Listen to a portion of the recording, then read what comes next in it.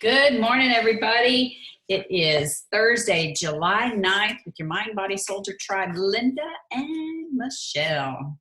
Today's topic from the power of a praying parent is feeling loved and accepted. And like every day, this topic just made me stop and think.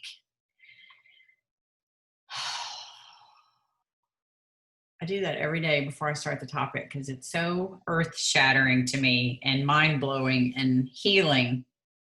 It's never too soon to start praying for a child to feel loved and accepted.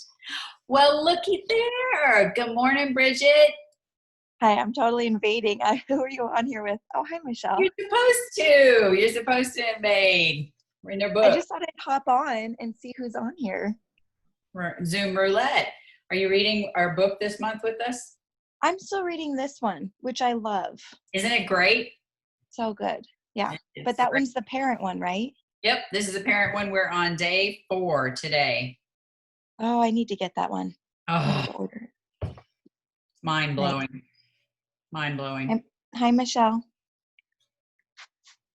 Hello. So good to see you. You too.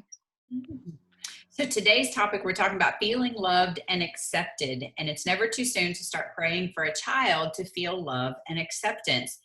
So you think about that, how often, especially women, we think that I'm not loved, or I'm too fat, or I'm not good enough, or I'm too thin, or I'm not smart enough, or no one wants me, no one wants to be around me, no one loves me. All of those messages that are so short in phrases, you know, that sometimes we just don't necessarily catch on how often that we say them, but we have to be careful because that's what our children then learn to pick up is that, well, people don't talk to me because nobody likes me or things like that, you know, and then it becomes a theme in our lives. So not only do we have to pray for our kids, we need to pray for our own feelings of acceptance, because the opposite of acceptance is rejection. And a person who feels rejected interprets everything as rejection. A mere look, a harmless word, and an insignificant action. So even though a person may not actually be rejected, it's about what they believe. Believing that you are rejected is just as damaging as if it were actually true. Ooh, goodness. Makes me think of all of the sins and the mistakes of the past, you know, and how many years of my life, my kids' young lives, that I spent being so hard on myself that I didn't do enough. I didn't make enough money. I didn't have enough education. I wasn't smart enough. I wasn't healthy enough. All of those things I can remember being really prominent themes in my life, probably until they were about, I don't know, teenagers, mid-teenagers, I think, you know, and then something finally clicked. I don't remember what, but something finally clicked. So, Michelle, ever notice any of those themes in your life? Yes, for sure. I feel that was a big part of my life, of just being in my family and the youngest of 4. It was like always fighting to get attention, even though both of our parents gave us all attention and we all like attended each other's sporting events and whatever it may be. But there's still just like that little competitive nature in me, being just wanting to be like a strong, like little sibling, supportive. I was always like in there trying to hold my own, basically. But yeah, I feel like that played into just my life as, you know, teenage years and into young adulthood, of just like you said, wanting to feel wanted and having those thoughts kind of constantly going through my head in various situations, and having to fight that mindset of, you know, like, oh, this person's not talking to me. I've noticed with myself, when I turn that basically like turn that finger back at myself and look at how do my actions, like say I read a text message and I get busy doing something else and I forget to respond for a long time. How might that other person be interpreting that? And so I have to think of it from that perspective, which has then been eye-opening for me of like how other people might have just gotten busy doing something and it's not a sign of feelings toward me or like rejection toward me. So I think changing that mindset or having that perspective switch for me has allowed me to see that and feel more at peace and comfortable with myself. That's a really good modern day perspective or representation of rejection. I think that's common, and that feeling is common in a lot of people's lives. That the text message example, because I can't even tell you how many times if I don't respond right away, people will be like, hello, did you forget about me? Or why are you not answering me? Things like that, which is all fine and good. But the ones that really catch my attention are the ones who don't say, hey, did you forget about me? Which is what most people do, is we just get busy and we forget to come back to it, is the ones who say, hey, why are you ignoring me? Did I do something wrong? Are you mad at me? Those themes of rejection, and we turn that around and we make it about us instead of thinking about the other person, right? As to what may be going on in their life. And it's just this kind of plays off of what we were talking about yesterday, which changing that narrative for us is changing the story. That it's as easy for us to make up our mind that, hey, this person isn't answering me because they're rejecting me, as it is to say, this person isn't answering me because they're busy. It's all about a choice. Right? What about you, Bridget? Any themes of rejection that you can think of in your life now or previously? Do you mean like themes of not feeling adequate enough in areas? Is that what you mean? Yeah, anything. Yeah. For sure. I'm sure I could definitely find some growing up, but even now, what comes to mind is as a mom, I am not good at, or I don't spend enough time with spending quality time with my kids. I take them to the park, I feed them, I say, okay, go outside, play. Like I do all those things that obviously are important. But as far as like sitting down and like connecting and listening, I'm not good at that. And we could trace these kind of behaviors all the way back to our parents all day long. And I do think it's because I didn't get that from either of my parents growing up. I really didn't. They just went through the motions too, because there were so many of us. And sometimes I catch myself doing that. And when I'm aware of it, I can be more intentional about it, and I do. But I always kind of end up finding myself falling back into that pattern of like, just get through the next thing, like time for lunch, time to go to the library, time to go pick up the kids, time to do this. Like instead of slow down and like enjoy being a mom, like connect with them on a personal level, listen to what's on their little hearts. And I need to make sure I do that because I'm not good at it. It doesn't come natural to me. So that's probably. And the author, that's a good point. The author mentioned that in the book, is that children who were rejected then grow up rejecting, not intentionally, but just because that's what they learned, that's kind of the definition or whatever. Kind of the habits that we create. So we do have to be intentional and things like that, because we don't look at, okay, the structure of our children's days, okay, boom, boom, boom, boom, especially the younger they are, right? They have to be a lot more structured. And so, who really looks at that structure like rejection? Mm-hmm. Children. Adults wouldn't, because children don't have a time concept, Yeah. And so, when they say, hey, mom, I need you. And mom's like, wait, let's have lunch first, or let's do this.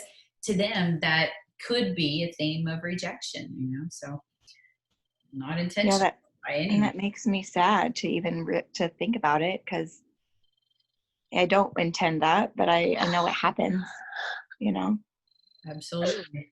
It is sad. That's why these books are so freaking mind-blowing, life-altering. Yeah. Yeah. Yeah. And open. I think just having that self-awareness, Bridget, and allowing yourself to grow in that awareness, that's huge, because you are learning, and whether you feel good at it right now or not, you're learning in those little ways how you can personally implement that into your day-to-day life with your family and your kiddos. Yeah. It's all a process and a journey. I know this, as you're talking, it reminded me of a conversation that I had with Sean a few months ago, and just talking about life and future goals, and having kids and starting a family. He brought up just hesitation or anxiety around the changes, or just like the sacrifices to be made with having kids. And specifically he's like, well, what if I take this opportunity to go on a contract that I have to travel for, and then I'm not there for, like little Johnny's baseball games or whatever. Like, he has that fear of not being present for those moments like that. And I think it came down to me describing, like, there's different ways to show that you value your relationship with your kids. And, there are going to be big moments that you really don't want to miss, but your kids are not going to think less of you if you express to them that you love them and you make a different effort to spend that quality time with them. And I think that it just came down to, he didn't have very many examples of that kind of specific scenario in his life growing up. But for me, my dad traveled a lot when he was working. So in different seasons of time, he couldn't make it to certain things, but my mom was always there, or my dad would take us and do something special when he did get home from working from out of town. So it was like showing that was a possibility, and like opening up that box that allowed him to see that and feel a little more comfortable and confident. Yeah. And that's so interesting that you mentioned that specifically, Michelle, because just today, the chapter I read in The Power of a Praying Wife was about his fatherhood, your husband's fatherhood. And that most men have this fear about not being a good father. Yep. So, and even before they become one, apparently. Yep. It's so interesting. I never realized that, because they aren't as present in their kids' lives as we are. Even if the wife or the mom works, she still kind of ends up, I think, typically being the primary caregiver, because like the chapter I just read said, like, we carry them in our wombs first. We nurse them. Like, we have that bond since before they're born, and men have to kind of work from the outside in. Yep. Mm-hmm. That is so true. And I would think that, I know, I would say my husband's number one fear in life is that he's not a good enough dad. It drives, it's present in his life every single day. Wow. I bet if I asked my husband, he'd say the same thing. Yep. It's like, am I doing enough? And sometimes I think, for me as a woman, I never, ever thought about that with my children's father. We were married for 22 whatever years, and he was always gone quite a bit because of his job. And so we decided early on that I was the primary, parent, the disciplinarian. And we had this rule that we agreed on, was that he was not the disciplinarian, that when he was home, it was nothing but quality time. I took care of everything, because there were times when they would only see him a couple of days a month. And the last thing you want is your children to be fraught with, you need to do this, go clean your room, do that, blah, blah, blah. And to, mom say, I'm going to tell your father. No, dad was fun and mom was for business. And, Gotcha. Watch out.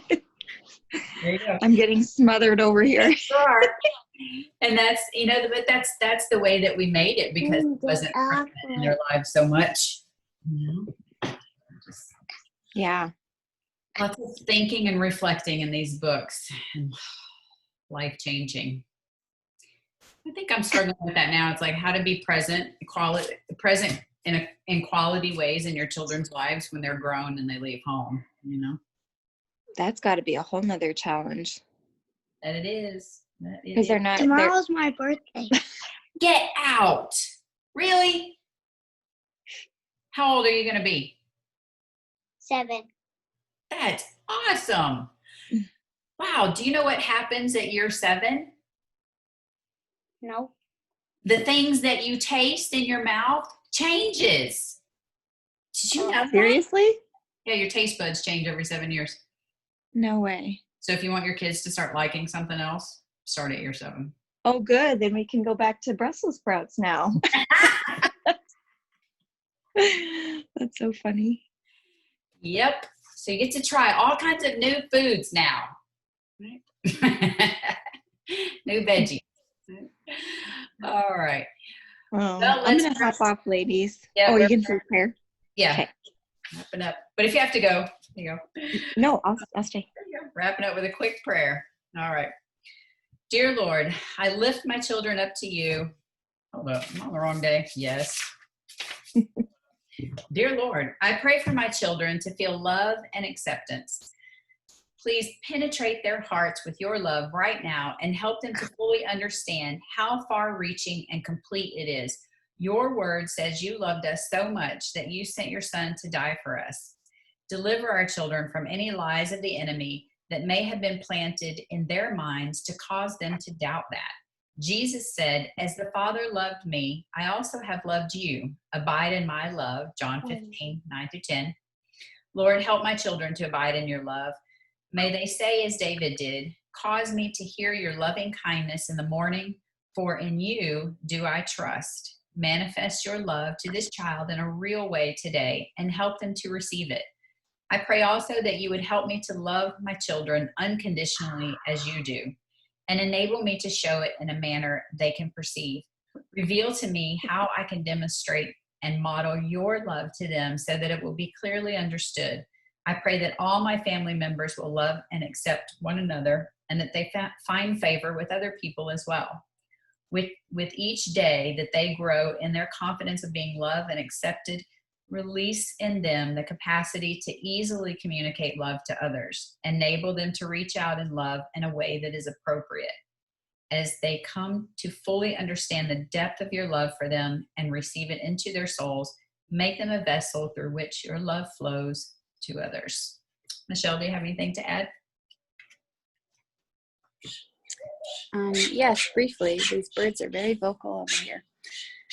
Lord, I ask that most importantly, you allow us to see ourselves as your children and keep coming back to that mindset and perspective and reminder that we may seek your love and your acceptance at all times, and that may spread into all of the rest of our lives and all of our other relationships that we have. Bridget, do you have anything to add? No, I don't. That was perfect. And those birds are cracking me up. Is that all right? All right, we ask this all in your name, Lord. Amen.